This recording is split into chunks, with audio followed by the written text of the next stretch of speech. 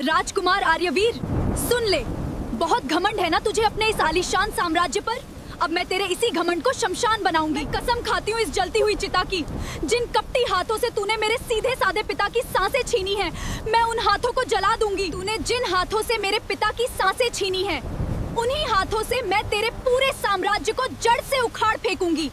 दोस्तों, ऐसा क्या हुआ कि ये लड़की राजकुमार को इतना भला बुरा कह रही है? चलिए स्टोरी को जानने के लिए शुरू से शुरू करते हैं। बहुत समय पहले की बात है। पहाड़ों और नदियों से घिरे एक सुंदर राज्य का नाम सूर्यगढ़ था। यह राज्य जितना सुंदर था उतना ही रहस्यमयी भी था। ऊंचे ऊंचे महल, चमकती गलियां, बड़े बड़े बाग और हर तरफ हरियाली देखकर कोई भी मंत्रमुग्ध हो जाता। लेकिन इस चमक दमक के पीछे एक कड़वा सच छिपा था। राज्य का राजा वीरेंद्र सिंह बहुत कठोर और लालची था। उसके लिए प्रजा की खुशियां कोई मायने नहीं रखती थी। वह बस अपने खजाने को भरता रहता। और उसका इकलौता बेटा था राजकुमार आर्यवीर। आर्यवीर बेहद सुंदर, चालाक और घमंडी था।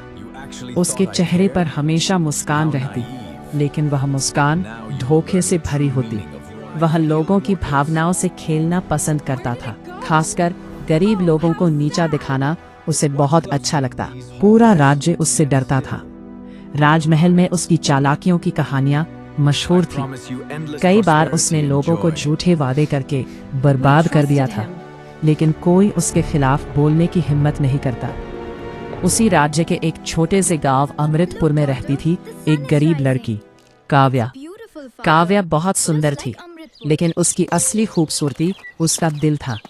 उसकी बड़ी बड़ी आंखों में सपने थे, चेहरा मासूम था और स्वभाव इतना अच्छा कि पूरे गांव में हर कोई उसे पसंद करता।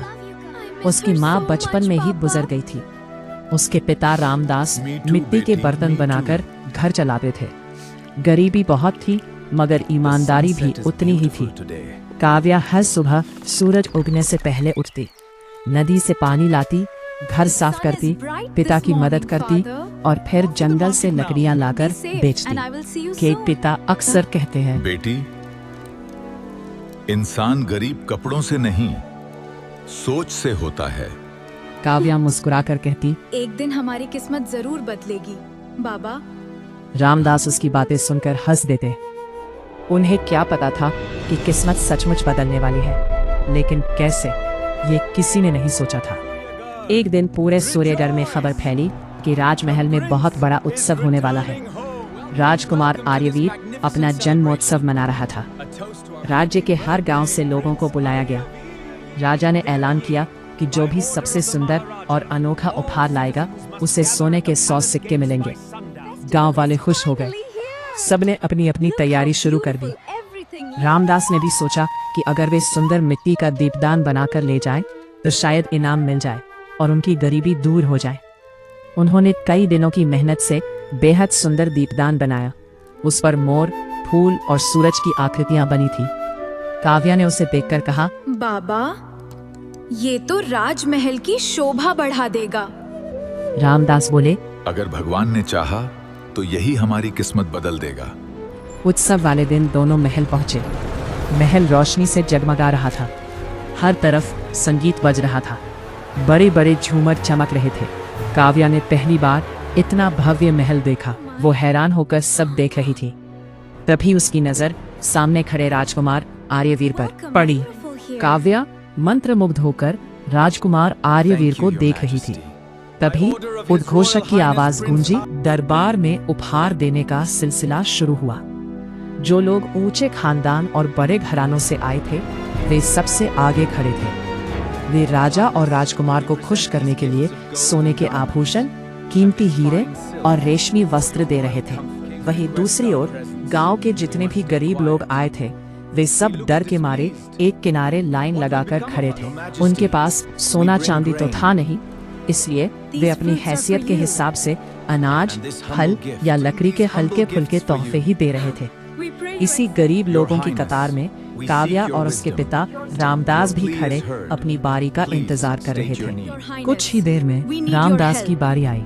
वे आगे बढ़े और आदर से नक्काशीदार मिट्टी का दीपदान बढ़ाकर बोले, राजकुमार, इस गरीब कुम्हार की ओर से ये छोटा सा उपहार स्वीकार करें। जैसे ही आर्यवीर ने दीपदान लिया, उसकी नजर रामदास के पीछे खड़ी काव्या पर पड़ी। उसकी मासूम खूबसूरती देखकर वह मोहित हो गया। मुस्कुराकर बोला, तुम इस साधारण जीवन के लिए नहीं बनी हो। मैं तुमसे विवाह कर तुम्हें सूर्यगढ़ की रानी बनाना चाहता हूँ। लेकिन रामदास तुरंत उसके आगे ढाल बनकर खड़े हो गए और दृढ़ स्वर में बोले, मेरी बेटी कभी तुम जैसे क्रूर इंसान की रानी नहीं बनेगी। भरे दरबार में यह अपमान सुनते ही आर्यवीर का घमंड भड़क उठा।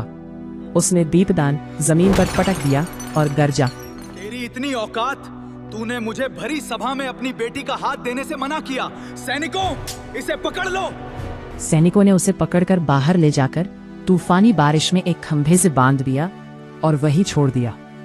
तेज बारिश, ठंडी हवा और बिजली के बीच रामदास धीरे धीरे कमजोर पड़ते गए। दूर खड़ी काव्या रोती रही, लेकिन कोई उसे बचा नहीं सका।